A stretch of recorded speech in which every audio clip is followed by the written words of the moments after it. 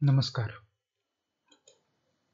कुर्नो यांचं प्रतिमान किंवा एजवर्थ यांचं प्रतिमान किंवा बर्ट्रांड यांचं प्रतिमान आणि चेंबरली यांचं प्रतिमान ही प्रतिमानं अल्पाधिकाराच्या बाजारपेठेचं स्पष्टीकरण करतात. अल्पाधिकाराच्या बाजारपेठेमध्ये किंमत कशी ठरते आणि अल्पाधिकाराच्या बाजारपेठेमध्ये दोन विक्रेते असताना ते एकमेकांशी कोणत्याही प्रकारचं सहकार्य करत नसताना बाजारपेठेचं कार्य कशा प्रकारे चालतं हे या प्रतिमानाच्या माध्यमातून आपण यापूर्वी समजावून घेतलं आहे. अल्पाधिकाराच्या बाजारपेठेमधील संतुलनाची अवस्था स्पष्ट करणारं असंच आणखीन एक प्रतिमान आपण समजावून घेणार आहोत. बागदार मागणी वक्र प्रतिमान, किंग डिमांड वक्र मॉडेल. हे प्रतिमान काय आहे आपण थोडक्यात समजावून घेऊया. पहिल्यांदा चेंबरलिन यांच्या प्रतिमानामध्ये ही संकल्पना सामोरी आली. बागदार मागणी वक्र. चेंबरलिन यांच्या प्रतिमानामध्ये वैयक्तिक मागणी वक्र आणि बाजारपेठेचा मागणी वक्र यांच्या छेदण्यामधून एक विशिष्ट प्रकारचा बाक मागणी वक्राला येतो हे पहिल्यांदा लक्षात आलं. परंतु चेंबरलिन यांनी आपल्या प्रतिमानामध्ये कुठेही बागदार मागणी वक्राचा वापर प्रत्यक्षात केलेला नव्हता. हॉल अँड हिच यांनी 1939 या वर्षी त्यांच्या price theory of business behaviour या लेखामध्ये अल्पाधिकार बाजारपेठेतील किंमत दीर्घ कालखंड स्थिर कशी राहते, स्टिकी प्राइसेस स्थिर कशी राहते हे स्पष्ट करण्यासाठी बागदार मागणी वक्र ही संकल्पना वापरली. बागदार मागणी वक्राच्या या संकल्पनेचा पहिल्यांदा वापर करण्याचं श्रेय मात्र हॉल अँड हिच यांच्याकडे जातं. परंतु त्यांनी त्याचा वापर फक्त अल्पाधिकार बाजारपेठेमधली किंमत स्थिर कशी राहते, स्टिकी कशी राहते, चिकटून कशी राहते, एकाच ठिकाणी कायम का राहते हे स्पष्ट करण्यासाठी वापरली होती. तिथे विक्रेत्याचं संतुलन स्पष्ट करण्यासाठी त्यांनी ती संकल्पना वापरली नव्हती. तशा प्रकारचा वापर पहिल्यांदा पॉल स्विझी यांनी 1939 मध्ये, म्हणजे त्याच वर्षी ज्या वर्षी हॉल अँड हिच यांनी आपलं स्पष्टीकरण दिलं होतं, त्याच वर्षी पॉल एम स्विझी यांनी अल्पाधिकार बाजारपेठेतील विक्रेत्यांचे संतुलन स्पष्ट करण्यासाठी पहिल्यांदा बागदार मागणी वक्र ही संकल्पना मांडली. बागदार मागणी वक्र या संकल्पनेचा उगम चेंबरलिन यांच्या मॉडेलमधून होतो, प्रतिमानामधून होतो, परंतु विक्रेत्याचं संतुलन स्पष्ट करण्यासाठी पहिल्यांदा त्याचा वापर पॉल स्विझी यांनी केला होता. आपल्याला हे पॉल स्विझी प्रतिमान समजावून घ्यायचं आहे. परंतु तत्पूर्वी बागदार मागणी वक्र कसा तयार होतो आणि बागदार मागणी वक्र म्हणजे काय आपण समजून घेणार आहोत. आणि त्यानंतर या बागदार मागणी वक्राच्या मदतीनं पॉल स्विझी यांनी विक्रेत्याचं संतुलन कसं स्पष्ट केलंय हे आपण समजावून घेणार आहोत. अगोदर बघूया आपण बागदार मागणी वक्र कसा तयार होतो, मागणी वक्राला बाक कसं येतं. आकृतीमध्ये डीडी हा मागणी वक्र आहे, हा बाजार मागणी वक्र आहे. बाजार मागणी वक्र म्हणजे कोणता मागणी वक्र? हा बाजारपेठेमध्ये असणाऱ्या एका विशिष्ट वस्तूच्या सर्व विक्रेत्यांच्या मागणी वक्रांची बेरीज करून मिळालेला मागणी वक्र आहे. आणि हा डीडी जो दिसतोय स्मॉल लेटर्सने दाखवलेला, हा विक्रेत्याचा वैयक्तिक मागणी वक्र आहे. कॅपिटल डीडी हा बाजार मागणी वक्र आहे आणि हा वैयक्तिक मागणी वक्र आहे. हा जो वैयक्तिक मागणी वक्र आहे हा विक्रेत्याचा स्वतःचा मागणी वक्र आहे. हे दोन वेगवेगळे मागणी वक्र का दिसतात? तर एका विशिष्ट किमतीपेक्षा, बाजारपेठेमध्ये निश्चित झालेल्या एखाद्या विशिष्ट किमतीपेक्षा जेव्हा विक्रेता आपली किंमत वाढवायला जातो तेव्हा त्याला फॉलो करणारं कुणी नसतं. तेव्हा तो किंमत वाढवतो म्हणून इतरही किंमत वाढायला तयार होतात असं नाही, किंबहुना इतर कुणीही किंमत वाढायला तयार होत नाही. आणि त्यामुळे विक्रेत्याला इतरांकडून प्रतिसाद न मिळाल्यामुळे त्याला आपल्या स्वतःच्या मागणी वक्रावर कार्यरत राहावं लागतं आणि त्यामुळे त्याच्या एकंदरीत विक्री जी आहे ती कमी येते. परंतु ज्या वेळेला तो आपल्या वस्तूची बाजारपेठेमध्ये अगोदर निर्धारित झालेली किंमत कमी करायला जातो त्यावेळेला मात्र इतर विक्रेते सुद्धा त्याला प्रतिसाद देतात आणि ते देखील आपल्या किमती कमी करतात. या वेळेला मात्र त्याने घेतलेल्या वस्तू किंमत कमी करण्याच्या निर्णयाचा प्रतिसाद जो आहे तो बाजारपेठेवर अवलंबून असतो आणि त्यामुळे इथे बाजार मागणी वक्र विचारात घ्यायला हवा. हे इथे आता बाजार मागणी वक्र आणि वैयक्तिक मागणी वक्र दोघांना एका विशिष्ट बिंदूमध्ये छेदतायत. यातूनच बागदार मागणी वक्र तयार होतो. इथे आता आकृतीमध्ये बाजार मागणी वक्राचा जो वरचा भाग आहे हा तो आणि वैयक्तिक मागणी वक्राचा खालचा भाग हा तुटक रेषेने दाखवलाय. तुटक रेषेने दाखवण्याचा हेतू हा आहे की हा पोर्शन जो आहे बाजार मागणी वक्राचा तुटक रेषेचा, तो असं दर्शवतोय की अम, उत्पादक विक्रेत्याच्या दृष्टिकोनातून हा बाजार मागणी वक्राचा भाग जो आहे तो निरुपयोगी आहे. कारण तो ज्यावेळेला वस्तूची किंमत वाढवायला जाईल वरवर वरवर, त्यावेळेला त्याला वैयक्तिक मागणी वक्रावर विसंबून राहावं लागेल.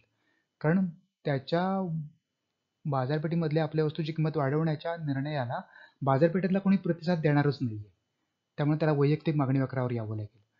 त्यामुळे हा भाग त्याच्या दृष्टिकोनातून निरुपयोगी आहे. आणि याउलट वैयक्तिक मागणी वक्राचा इकडचा जो पोर्शन दिसतोय, डीडी मागणी वक्राचा हा पोर्शन असं तुटक रेषांचा हा पोर्शन असं दर्शवतोय की विक्रेता ज्यावेळेला आपली किंमत कमी करायला जाईल, तेव्हा मात्र बाजारपेठेमधले इतर सर्व विक्रेते, त्या वस्तूचे विक्रेते, त्याच्यासारखीच वस्तू विकणारे विक्रेते आपली किंमत सुद्धा कमी करायला जातील. कारण त्यांना किंमत कमी करण्याशिवाय गत्यंतर राहणार नाही, कारण त्यांना स्पर्धा करावी लागेल. कारण ते याने किंमत कमी केली आणि त्याने नाही केली तर त्यांचे सगळे ग्राहक ह्याच्याकडे निघून जातील. ते होऊ नये म्हणून ते सुद्धा आपली किंमत कमी करतील. आणि त्यामुळे तिथे ते प्रतिसाद देत असल्यामुळे इथे वैयक्तिक मागणी वक्राचा काही उपयोग होणार नाहीये, तर त्याला आपल्या बाजार मागणी वक्रावर जावं लागेल. आणि त्यामुळे इथे असं होत आहे की बाजार मागणी वक्राचा हा तुटक रेषांचा पोर्शन आणि किंवा भाग, आणि वैयक्तिक मागणी वक्राचा हा हा इकडचा भाग, तुटक रेषांचा भाग या विक्रेत्याच्या दृष्टिकोनातून निरुपयोगी आहे.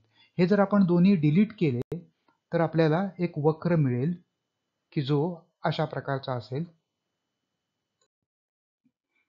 की ज्याच्यामध्ये आपल्याला या विशिष्ट ठिकाणी त्याला बाक आलेलं दिसेल. हा आपण तुटक रेषांचा भाग काढून टाकला आणि त्यामुळे आपल्याला आता हा एक बागदार मागणी वक्र उपलब्ध झाला आहे. के या बिंदूमध्ये या मागणी वक्राला बाक निर्माण झालेला आपल्याला दिसतंय. बागदार मागणी वक्राचा जो वरचा भाग आहे, स्मॉल डी आणि के इथपासून इथपर्यंतचा हा जो भाग आहे, हा भाग जो आहे तो खालच्या भागापेक्षा म्हणजे केडी पेक्षा, या भागापेक्षा जास्त किंमत लवचिक असतो. इकडचा वरचा भाग जो आहे, हा भाग इकडच्या खालच्या भागापेक्षा जास्त किंमत लवचिक असतो. हे बागदार मागणी वक्राचं वैशिष्ट्य आपण लक्षात ठेवायला हवं. कारण जेव्हा तो किंमत वाढवायला जातो त्यावेळेला त्याला बाजारपेठेतून लगेच प्रतिसाद, खरेदीदारांचा लगेच, ग्राहकांचा लगेच प्रतिसाद मिळतो. कारण त्यानं किंमत वाढवली की इतर वाढवत नसतात, त्यामुळे त्याच्याकडचे सगळे ग्राहक दुसरीकडे निघून जातात आणि त्यामुळे ग्राहकांचा प्रतिसाद त्याला लगेच जाणवतो. त्यामुळे तिथे लवचिकता जास्त आहे. या तुलनेत इकडे या भागामध्ये लवचिकता कमी आहे. याचं कारण असं, जेव्हा तो किंमत कमी करायला जातो त्यावेळेला इतर पण आपली किंमत कमी करतात आणि त्यामुळे त्याच्या मागणीमध्ये फारसा फरकच होत नाही किंमत कमी करून सुद्धा. कारण त्याच प्रमाणात इतरांनी पण किंमत कमी केलेली असल्यामुळे खरेदीदार जे आहेत, ग्राहक जे आहेत, ते दुसरीकडे कुठे जायला तयार होत नाहीत आणि त्यामुळे ते पुन्हा त्याच्याकडेच राहतात आणि त्यामुळे तिथे त्याला फारसा फरक जाणवत नाही आणि त्यामुळे इथे लवचिकता, या खालच्या भागामध्ये लवचिकता कमी असलेली दिसते. या बागदार मागणी वक्राच्या साहाय्याने त्या बागदार मागणी वक्राचे सीमांत प्राप्ती वक्र कसा उपलब्ध होतो हे आपण थोडक्यात समजावून घेऊया.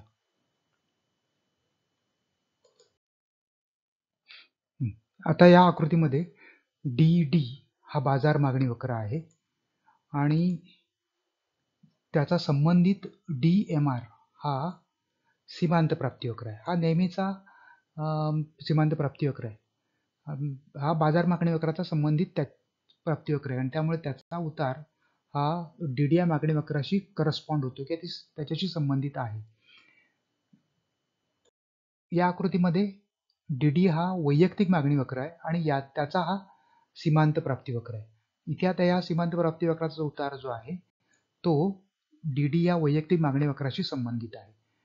आता हे दोन्ही वक्र आपण जर एकत्रित पाहिले तर आपल्याला असं दिसेल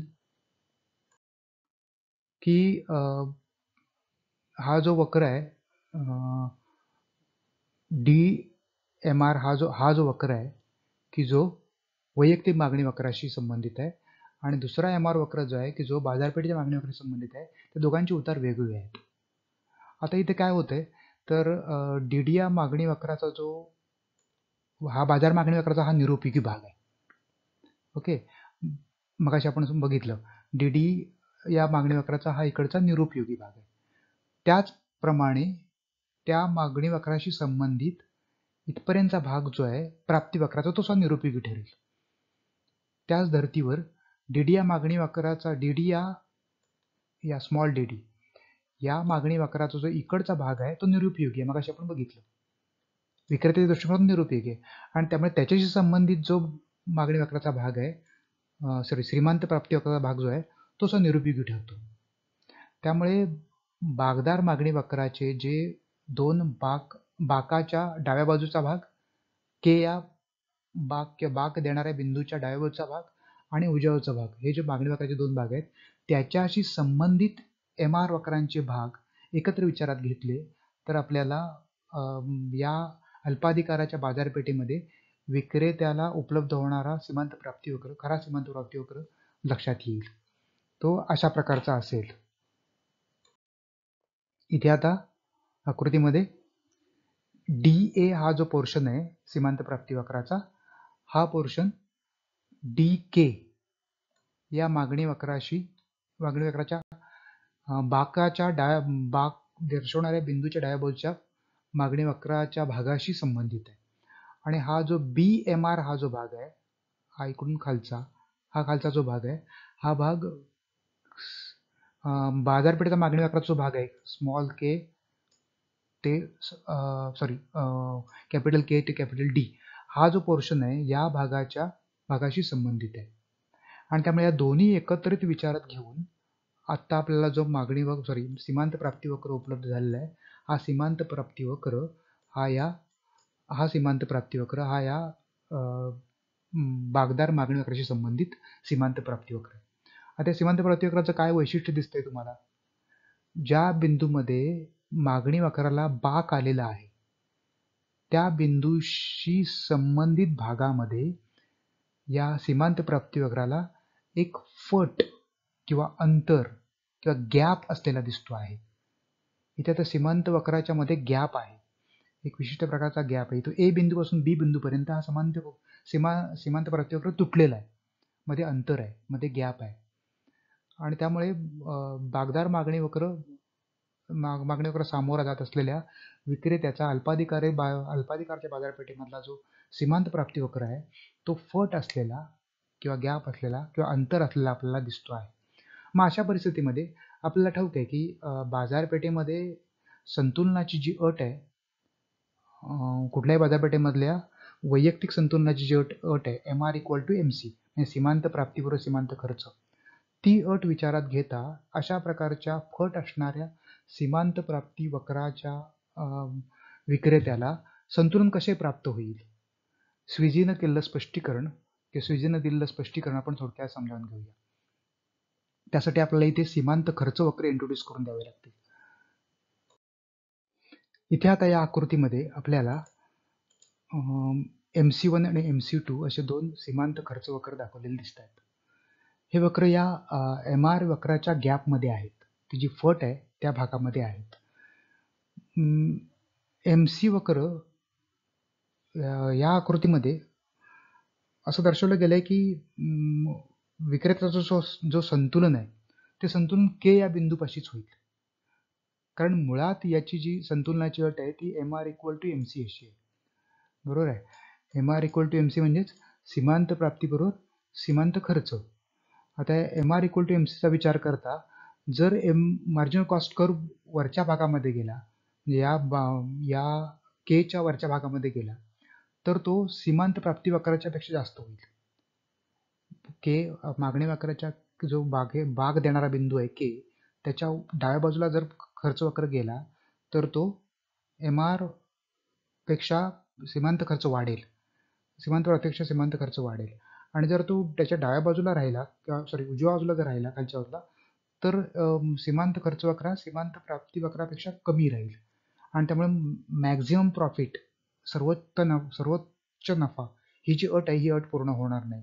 आणि त्यामुळे या बागदार मागणी वक्राच्या प्रतिमानामध्ये जे संतुलन आहे ते या बागदार मागणी वक्राच्या बाक देणाऱ्या बिंदूपाशीच निर्धारित होईल आणि त्या बिंदूवरूनच ठरेल. जरी त्याचा base MR equal to MC असला, जरी त्याचा पाया MR इक्वल टू MC असला तरी सुद्धा या के बिंदूच्या आधारेच हे संतुलन निश्चित होणार आहे. त्यामुळे के हाच बिंदू मागणी वक्राचा के हाच बिंदू MR वक्राच्या आधारे विक्रेत्याला सर्वोत्तम नफा देणारा संतुलनाची अवस्था प्राप्त करून देणार आहे. आता इथे MR इक्वल टू MC इथे या गॅपमध्ये इक्वल झालेले आहेत आणि त्यामुळे या बिंदूपाशी विक्रेता संतुलित झाला आणि या बिंदूपाशी निर्धारित होणारी जी क्वांटिटी आहे, जी काही क्वांटिटी निर्धारित होईल इथे तेवढी तो विकेल आणि तिथे जी किंमत असेल बाजारपेठेतली ही जी किंमत निर्धारित होईल ती किंमत तो बाजारपेठेमध्ये आपल्या वस्तूला लागू करेल. किंबहुना ही किंमत बाजारपेठेमध्ये अगोदर निर्धारित झालेली किंमत आहे. आता इथे या संतुलनाच्या अवस्थेमध्ये असं दिसतंय की ही संतुलनाची अवस्था प्राप्त केल्यानंतर सुद्धा विक्रेत्याचे मार्जिनल कॉस्ट किंवा सीमांत खर्च बदलले, खर्च वाढले किंवा कमी झाले तरी संतुलनाच्या अवस्थेवर त्याचा काही परिणाम होणार नाही. हे आपण नीट समजावून घ्यायला हवंय. इथे आता भागदार मागणी वक्राच्या विश्लेषणामध्ये असं लक्षात येतं की या गॅपमध्ये संतुलन झालेलं असल्यामुळे या MR वक्राच्या या अंतरामध्ये किंवा तुटलेल्या भागामध्ये संतुलन झालेलं असल्यामुळे या संतुलनावरून असं लक्षात येतं की जरी एकदा तो संतुलित झालेला असला आणि जरी उद्या सीमांत खर्च वर खाली झाले, वाढले किंवा कमी झाले, परंतु जोपर्यंत ते गॅपमध्ये आहेत तोपर्यंत त्या ह्याला विक्रेत्याची संतुलनाची अवस्था आहे ती मात्र बदलणार नाही, ती कायमच राहणार आहे. त्यामुळे बदलणाऱ्या खर्च वक्रांचा परिणाम संतुलनावर होणार नाही. ते खर्च वक्र जर के बिंदूच्या वर निघून गेले तर मात्र त्याला हे परवडणारं नाही, त्याला उत्पादन व्यवस्थेतून बाहेर पडायला लागेल. ते जर खाली राहिले तर तो अधिक उत्पादन वाढवण्याचा प्रयत्न करेल आणि पुन्हा त्या अवस्थेमध्ये त्या गॅपच्या भागामध्ये येईल. आणि त्यामुळे या संतुलनाचं वैशिष्ट्य असं सांगता येईल की सीमांत खर्च बदलून सुद्धा संतुलनाच्या अवस्थेवर परिणाम होणार नाही असं हे भागदार मागणी वक्र सुचवतोय. पॉल स्युजेनं केलेलं हे भागदार मागणी वक्राचं मागणी वक्र आणि त्याच्या माध्यमातून विक्रेत्याला उपलब्ध होणारं संतुलन हा भाग आपण थोडक्यात समजावून घेतला. धन्यवाद.